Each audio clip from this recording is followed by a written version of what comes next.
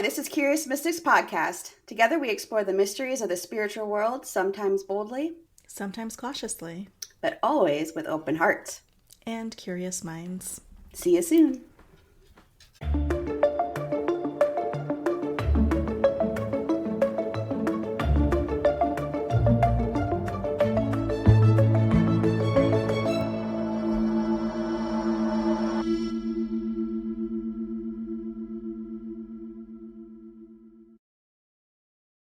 Good morning. It's Erica. And Kim. Welcome back. Our Curious Mystics podcast, and we're back. And it's a beautiful snowy morning, and It's a cold one. It's supposed to be really, really cold this whole week. like this weekend in the teens. Yeah. With the feels like temperature being even lower. I'm like, oh, this is not going to be my favorite time. No, no. But how's everything else been going? Going slowly. Like, I'm definitely feeling I don't want to say low vibes, the slowness of the season. Like the slow, steady stillness. Yes. The turn inward. Yep. I've been doing puzzles and just like not expending too much energy. Nice. Yeah, I haven't been doing too much. I've been working a lot, but other than that, I have not been doing much else. So, Yeah, there's been a lot of like starting to plan things, but not starting to do those things yet on my end. So it's like just organizing those ideas, putting them into place, and getting ready. Yeah. So today we're going to talk about Imbolc, which I didn't really know much about. Like I heard about it, but I didn't really know much about it. Yeah. Did you know much about it? No, I hear often about it and know that it's like the halfway point in the winter season, but that's the extent. Exactly. So it's a little beautiful midpoint between, like you said, the winter solstice and the spring equinox. And it's really nicely placed because oftentimes by the time this is starting to be part of the time is that it's February and nobody wants February, at least in the Northern Hemisphere. Especially in the Northeast, it's still snowing. It's dark. It's crappy. You're ready for winter to be over, So it is one of the 4 great Celtic fire festivals. It's like Samhain and Beltane, and this is the 3rd one, and the 4th one is, oh gosh, I can't remember off the top of my head, but there's 4 of them. And usually these Celtic fire festivals are points of season change. Okay. Must be one in summer sometime then. I forget what that one's called. But anyway, and it's a time when even the winter is still got its clutches in us, and like I said, in the Northern Hemisphere, beneath the surface is starting to stir. Like spring, you can start to see very small evidence of spring coming through. And traditionally, Imbolc is celebrated February 1st through the 2nd. Okay. I've also seen that it's observed through the 3rd. I've also seen that it aligns with the full lunar midpoint around February 15th. And some people say it's just whenever spring starts to, like, you start to see the beginnings of spring. So probably like in ancient times, it literally just was when you started to see that. It may have been all of February for that matter. I mean, it may have been just kind of like a longer season. In more modern times, we put a date on it, but it most often was probably just a seasonal thing. I mean, that makes sense because a lot of the things that we've talked about have been how civilizations would notice shifts happening in in seasons, in timing, in the sunrise or the lunar cycles, or, you know, they notice the shifts happening in nature, and that's how they celebrated or honored or kept time. So it makes Yeah. sense that it probably started that way and has shifted to more of a calendar date now. Mm-hmm. Well, if you think about it, it's like, so we're in February, the beginning, like going into like maybe just the very beginning of spring, and people have been kind of shut in their houses from solstice until now, not really being able to do much. And now they're starting to see little bits and pieces of things, and it starts to be something to be excited about. And also, in Old Irish, Imbolc means in the belly. And it's referring to when the sheeps started to lamb, when they started to be either pregnant or they were having lambs, and when the milk was coming in. So it was symbolized like the first nourishment of the coming of the spring. So That's it's interesting. Hmm? I feel like, I don't know, as you said that it refers, that it translates to or means in the belly. The first thought that came to my mind was like being deep in the middle of digestion, the middle of winter, the middle of like being deep in that process. And then to highlight that it was connected to, again, back to nature, what is happening in nature, and there's the sheeps are starting to lamb and stuff. It's always coming back to that like correlation. Mhm. Yeah, and my friend actually just sent me pictures of her twin lambs that she just had. Oh, So, it's true, it's happening. yeah. It's real life. And like you said, deep in the belly, like it's almost like symbolically like the earth is pregnant for what's going to come. The spring's going to come. Mm-hmm. Imbolc was first mentioned in the 10th century Irish literature, but obviously it's probably much older than that, but that was the first time it was mentioned in like writing. And many themes are associated with Imbolc, and fire and light. So like the sun is slowly gaining strength and days are very lightly getting longer. Milk and nourishment. So like the abundance of the beginning of small things coming to life and milk. Lambing season, snowdrops and crocuses, because they're usually the first flowers to start to come out. And creativity and momentum, and like for projects, for dreams, for visions, stuff like that starting to stir, because you're starting to have longer days. So you're like, oh, I might actually want to do something. So we can't talk about Imbolc without talking about Brigid. And it's almost like they're completely enmeshed. Everything that I saw, you literally could not talk about it without talking about Brigid. And Brigid is the goddess of Imbolc. And specifically, she's the oldest, one of the oldest Celtic goddesses in Ireland. And she is the goddess of fire and smithing, healing and sacred wells, milk, abundance and fertility, and poetry and creativity and inspiration. And there's actually like, I didn't know this, but there's like 3,000 wells in Ireland. I didn't know this. And a large portion of those are dedicated to Brigid.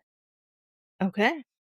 And people will go to them for healings and like pilgrimages, and to gather water from there, to be in the water from there, just be in the area for healings. Mm-hmm. She is often depicted as a triple goddess, and with three aspects: the healer, the smith, and the poet. Mm. There's some thought as to why that is. Oftentimes, goddesses are shown in triplicate across different cultures, but there's also thoughts that she wasn't just kind of one person per se, one deity, because Celtic culture is so vast that it was likely that each one of these aspects came from a slightly different culture.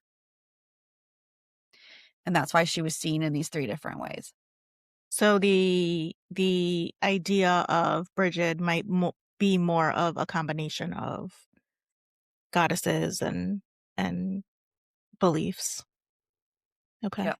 She is a druidic deity associated with sacred springs across Ireland that are still visited today.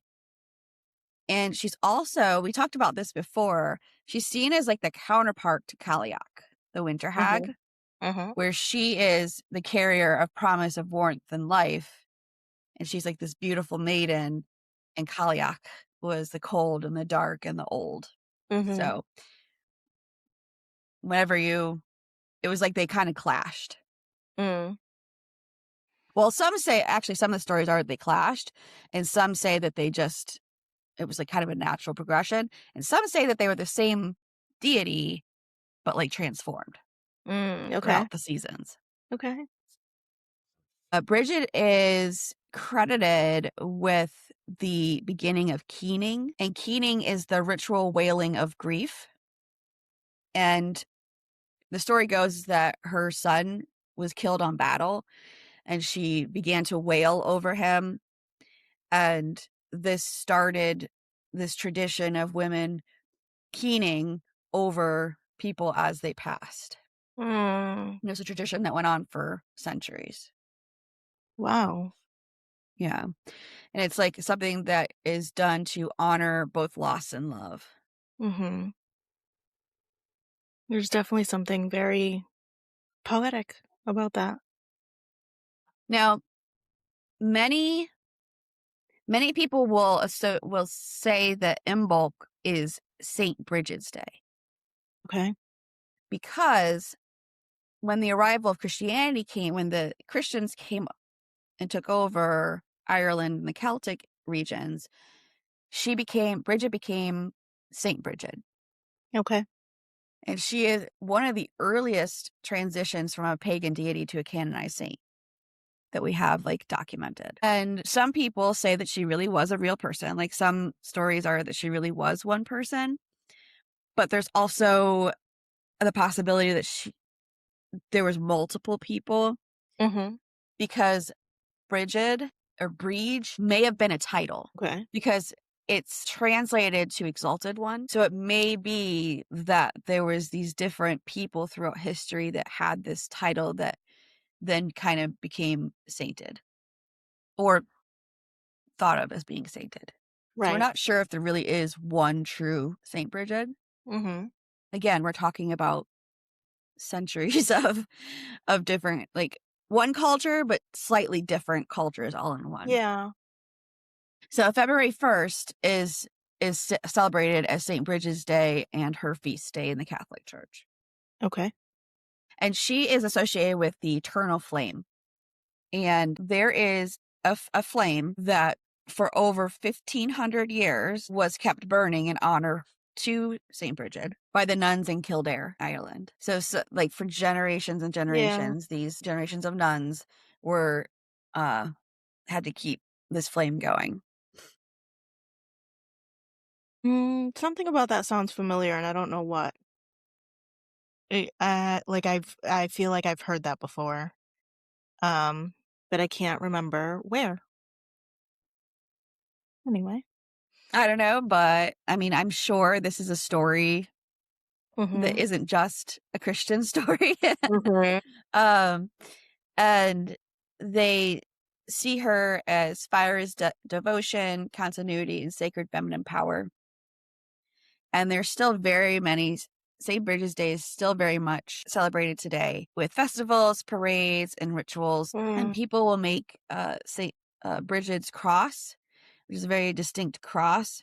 It has 4 sides. 1, 2, 3. Yeah, it's 4 sides. And it has almost like a swirl in the middle, but it's in a cube shape in the middle with swirls in the middle. It's usually made out of reeds or grass or wood. And it's very much a symbol of her. So you might be thinking, okay, does this have anything to do with Groundhog Day?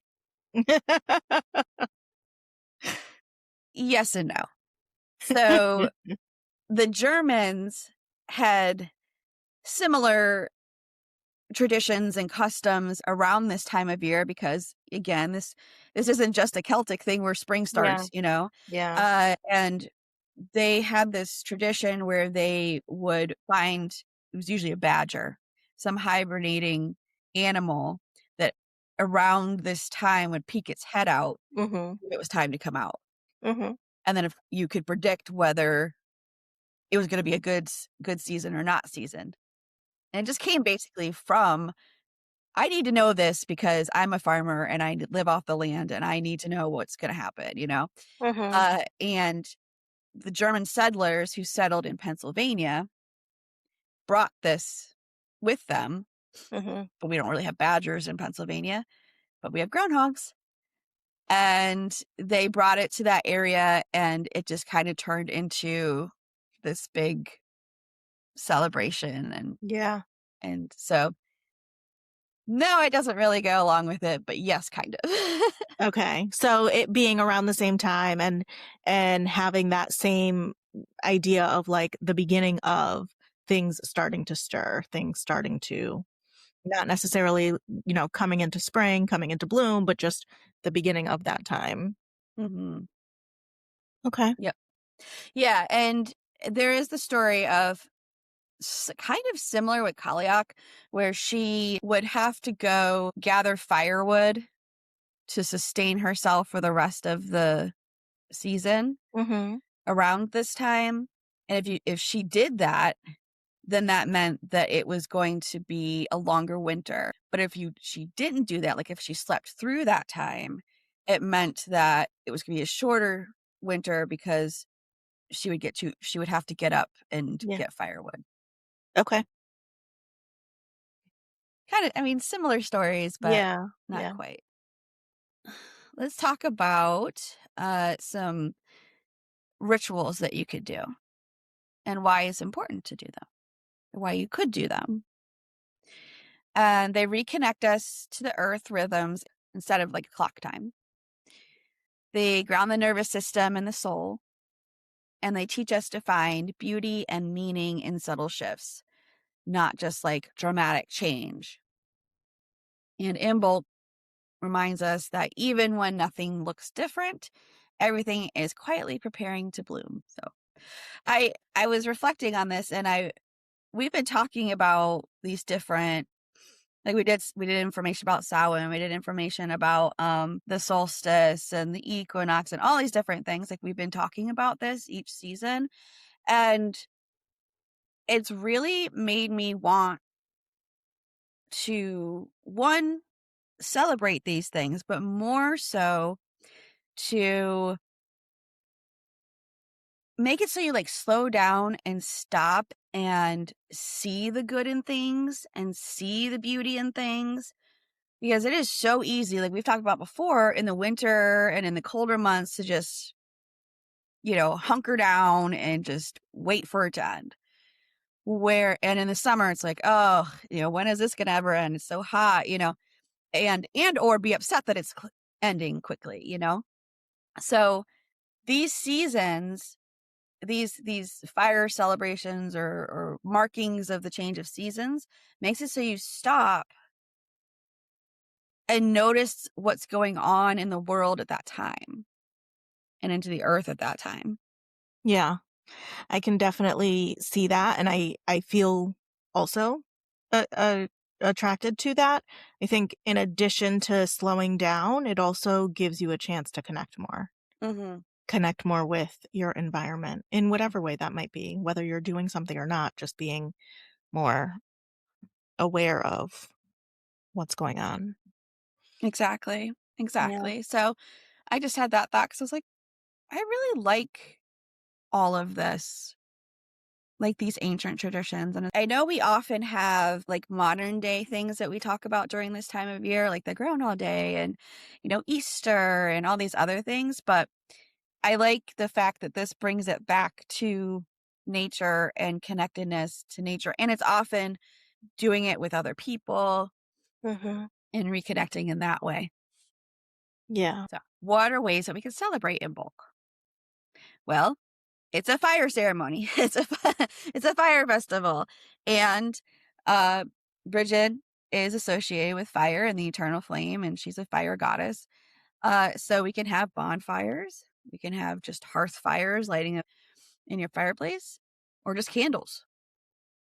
Or if you can't have flame of any kind, get the little ones that are the fake ones. Release what no longer serves you by writing and burning intentions. And it's actually this time as Brigid is also associated with prophecy and divination. So you could try your hand at fire scrying, where you have a question in your mind and you gaze into the flame of a candle and hear what comes to you, or see what comes to you. That's pretty interesting. I haven't ever tried that or really heard much about that. Yeah, I do 2 different forms of fire scrying. One is the gazing, Mm-hmm. and another one is it's actually an ancient Jewish tradition where the women would jump the fire, like they would actually jump over fire, but you don't literally. It's kind of like you're gazing at it and then you go to the other side of the flame, find out your information. I mean, how many times have you ever looked at a bonfire or a fire and just became mesmerized by it? I mean, it's very meditative. Yeah, definitely. You can make Brigid's cross, like I said. You can weave it from straw or reeds as protection and blessings for the home. And then you could put it on your altar or hang it in your window. There's lots of YouTube tutorials on how to do it. So you can just look that up if you're interested.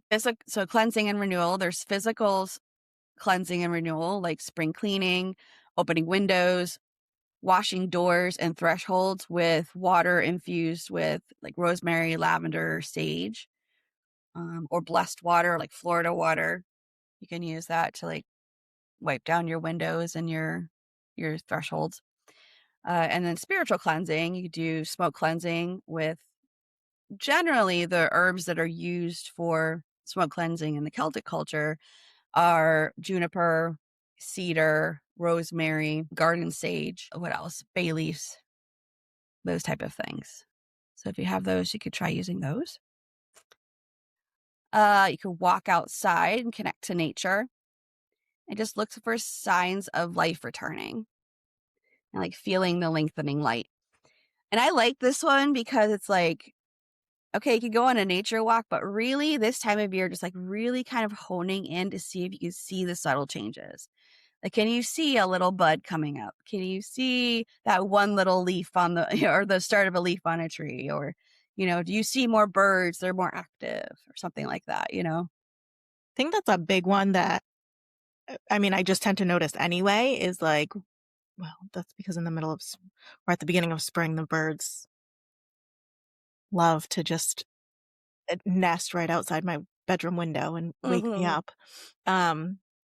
So in the winter, I'm oh, it's so quiet, it's calm, it's still. So it's very easy to notice that oh yeah, there are a lot of birds, or there's different kinds, or to notice those types of things. What animal tracks do I see in the snow? What animals are a little bit more active than they might be otherwise, or this is just the time that they come out most. Yep. Yeah, I liked that one. One of the biggest themes about Imbolc is dairy and sheep and milk.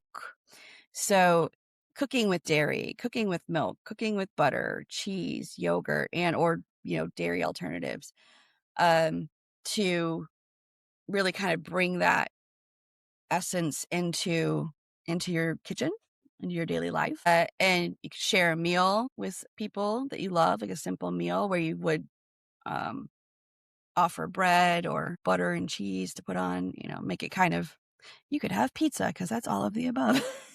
It's the perfect timing. And now I have a reason for it. Exactly.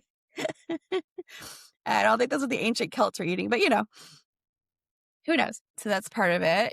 Milk and honey as well, like honey, because the bees are starting to come out. And you could plant seeds both literally and symbolically. Yes. So you could put things that you want to see happen later in the year, or really start working on those things that we talked about for the solstice, that you set your intentions for the solstice.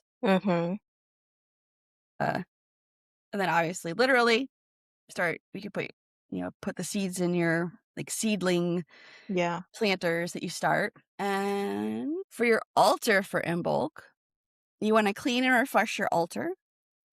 And you want to include colors like white and green and blue and gold. I saw a lot of different colors, but these are the ones that I saw the most: the white, the green, the blue, and the gold. Okay. Because white is purity and snow and new beginnings. And green is emerging life.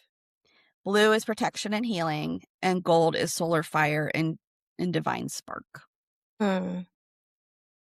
You can put little spring bulbs on your altar. Milk and honey. Brigid is the patron saint of creativity and poems. So you could write a poem. You could write a story and put it on your altar. You could, something that you crafted, you could put on there as a sign of creativity. You could put a pen or paper, crystals, whatever, that sort of thing that symbolizes being creative, or even a project that you're working on. Put it on there and then take it off. I liked the idea of, I don't normally do a seasonal altar, but I think I'm going to start to. And so I bought some white and yellow tulips that I'm going to put on there.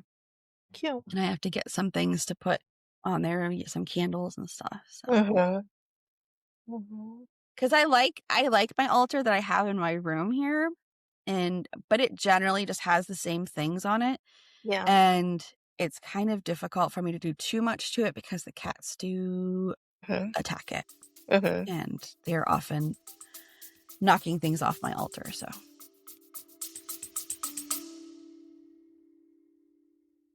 Hey friends, we just wanted to take a moment to remind you all that you can interact with us on social media. We can be found at Curious Mystics Podcast on all platforms. And if you haven't already, please take a moment to like, subscribe, and share so that we can keep showing up for you guys with new weekly episodes and content. Thank you for hanging out with us so far, and stay curious.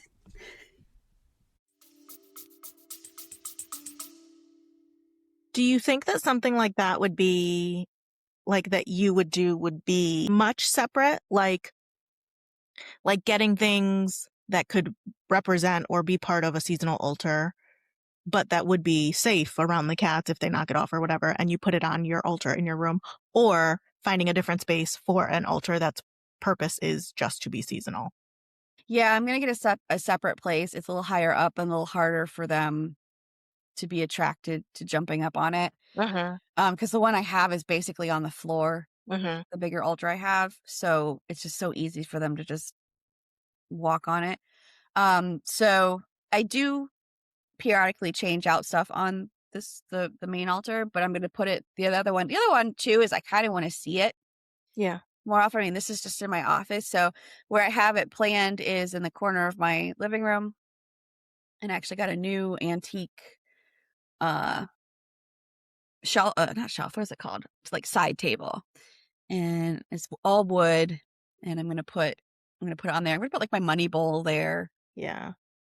And it actually happens to be, and I didn't mean this, that it's in is it the southeast corner? Where you're supposed to put your most expensive things for abundance. Oh, okay. So I'm like, oh, well, that works out to put my money bowl there. So I didn't mean for it, but that's where it is. So, and herbs that are associated that are good for Imbolc, which you can put on your altar or burn or wash with or cook with, is bay leaf, which are associated with intention setting and manifestation. Rosemary, is associated with fire, creativity, cleansing, and protection. Heather, which is associated with fertility, cleansing, gentle rebirth. And the ways you can incorporate that is you can drink as a tea, meditate on what is ready to be released. Rosemary, you can cook with it and add to a bath. And bay leaf, I mean, you can cook with that. You can burn it. You can write a wish on it and place it in a jar. Mm-hmm. But those are all the things that I have. Yeah. I really liked this season, or this Mm-hmm. festival. I don't know, what are we calling it? This oh my gosh, I can't talk today. I liked Imbolc. Okay, I like Yeah. Imbolc. There you go. um, it just, it's similar to with the Winter Festival. I mean, the Winter Solstice. It just kind of gave this hope, this beauty in a time where sometimes it's not. And I just, the idea of that rebirth, the beginnings of spring, because yes, you have the spring equinox, but that's when things are starting to really kind of come alive. And this is more just kind of like the whisperings of Yeah. the beginnings. So Yeah. I also think, and I don't know, just the way that you're describing it now kind of made me think about this, but as much as I don't like winter, I do enjoy the winter solstice, and the way that you're describing Imbolc sounds like it would be very similar in that it's a time when you have less output anyway. There's much more reflection. There's much more stillness. There's much more slowing down. And then you get to have moments for purpose, moments for celebration, moments for enjoyment or reconnecting. And while you can have those moments, or do have those moments throughout the year and the summer solstice and all of that stuff, you're already active in those moments. So it doesn't always feel like it's doing something more. exactly. So I kind of like that aspect of these Mm-hmm. holidays. Yeah, I see it as like, Winter Solstice is this time to kind of like cocoon in and reflect and enjoy and nourish yourself. Mm-hmm. And then Imbolc's kind of this like, okay, we need to start to wake up. We need to kind of gather things to get ready. Like you said, like the seeds, like you're not planting them outside, but you could start them like the seedlings, Right. Right. or even just picking out what you're going to plant, like writing in a plant journal, like, oh, what am I going to make in my garden this year? Like, and even just start simply like that. So there's like these little stirrings, and then by spring it's like, all right, it's go time. Like, let's go. Like, it's time to be awake. So Yep. yeah. That's cool. Yeah, so that's kind of what I did. I did do a little divination for us Mm-hmm. and for like the audience, because I was like, you know what? It's a time of divination. Okay. So I tapped into what does our audience for Curious Mystics podcast need to know about Imbolc, like during this season. And I sat and meditated about it for a while, and then I used my blue angel cards, oracle cards, and I pulled 3 cards: Mercurius, Gateway, and Truth. And I sat with this for a while and kind of like, I looked at what the cards meant, and then also like how it was coming to me. And now obviously this is kind of like, I tapped into the audience in general. So if this hits for you, great. If it doesn't, it's not for you. So you are going through a powerful spiritual awakening. The divine is waiting for you, not in a physical way, but a spiritual way.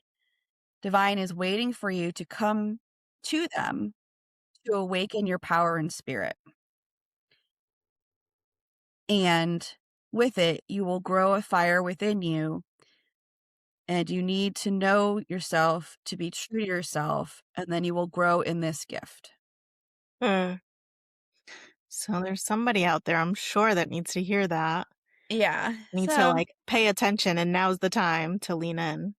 Exactly. Yeah. Is divine been like knocking on your door? Like, have you been ignoring it? Mm-hmm. Because they're waiting for you to kind of see, to see and then embrace that gift. Yeah. for yourself, for others, for whatever the situation is. But Yeah. Nice. yeah. And other people could do their own card pull with the question of like, what is beginning for me? What light is returning for me? You could do that. You can do it with a fire ceremony as well. Yeah. Yeah, there was a lot of things that you had mentioned today that can be really useful if you're if you're ambitious and want to do it all, do it all. But like if you're trying to figure out which path to go down or where to start, pick any one of those things. Whether it's with what you're cooking or doing a divination or some sort of ceremony, being able to reconnect with or observant of nature, things like that. Like all of the things that you mentioned today were really good. So Yeah. do it. Let us know. Yeah, and if when I make my altar, I'll post a picture of the Imbolc Cool. one.